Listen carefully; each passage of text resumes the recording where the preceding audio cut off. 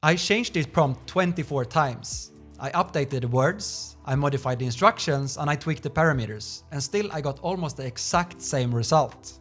If you feel that Midjourney is ignoring your prompts, you're probably right.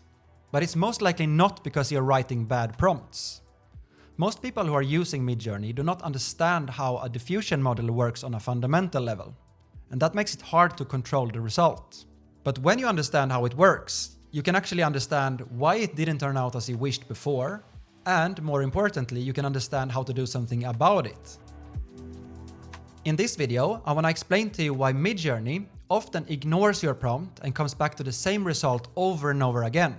So let me show you a lab I did here. This is also the lab I referred to in my last video. So I wanted to generate a background image for a hero section on a website for an imaginary fintech brand. And the image was supposed to be an abstract block structure with an expression that could be described as dark, minimal, and premium. And once I'd created a systematic prompt that achieved this block structure, I wanted to introduce some material variation. So I tried to add some blue, some gold, and some glossiness into this block structure. So I started with adding some words. I changed the order of the sentences to tweak the weights. I changed some formulations. I added and removed parameters. And in the end, I almost rewrote the whole prompt. And still the structure barely moved. So despite all the changes I did, the output that came out from Midjourney had the same form, the same composition, and no materials added. So the structure seemed to have locked into something really solid. So no matter what words I changed in my prompt, the output was the same. So I thought I had to find out why this happened. And I looked through all the prompts I've made and found a pattern of 4 words or 4 aspects that I kept present in all of the prompts. And that was rectilinear, orthogonal, monolithic, and 90 degrees. While these 4 words feels like just precise details, we need to remember that diffusion models are neural networks that are based on statistics. And these 4 words are all associated strongly with a certain result. And all of them are pointing in the same direction. So since all of these words are pointing in the same direction and are associated with the same type of result, it's a great statistical chance that we will end up in the same result over and over again. So here is where we need to shift how we think about prompting. Even if Midjourney nowadays understands a little bit of your context when you write the prompt, it's not reading your prompt like an instruction manual where it's executing step by step what you write. The words in your prompts, and also to a certain degree your phrases and context, are connected to visual patterns that Midjourney has seen.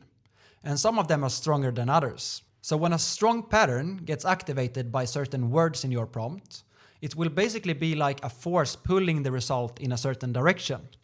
And then these details of small things that you add to your prompt, they will not matter that much. They will not impact the result because the result is basically an averaging of all the forces. The forces are basically the tokens weighted from your prompt. And this averaging will highly depend on the strong forces, which are these kind of strong associations between your words and a certain result. This is why changing words not always changes the result.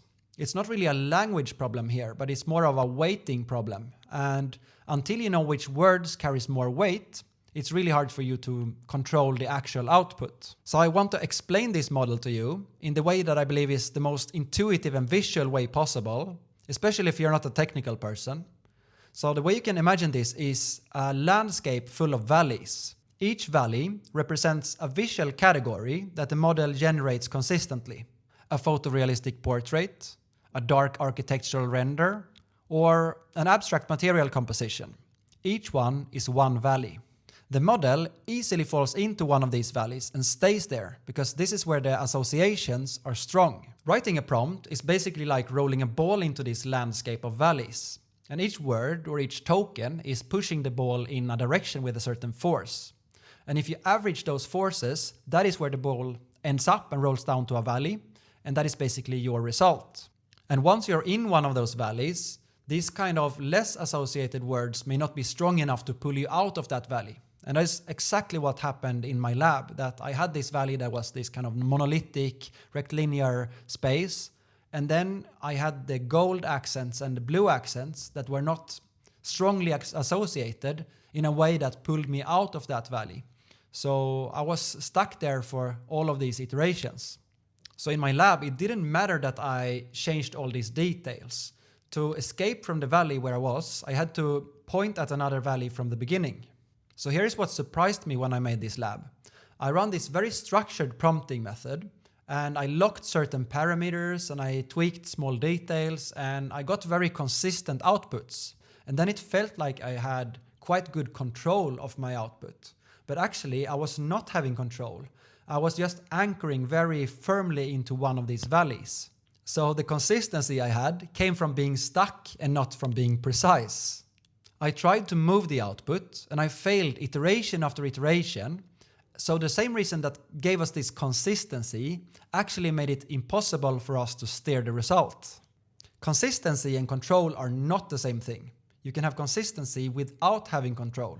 And that is more or less what happened in this lab. What we could see in this lab was that the more structured the prompt became, the more locked the parameters were, the more we fell in deeper and deeper into this valley. Here's the thing. We used Claude to craft a perfectly structured prompt system with separated modules, with logical organization, with locked parameters, and the output barely moved. So the structure did not give us more control. It made it harder to escape this valley. In the next video, I want to show you exactly what happened here. It comes down to a fundamental difference between how large language models work and how generative image models work. And once you see this gap, you will change how you think about your entire AI workflow, not just your prompts.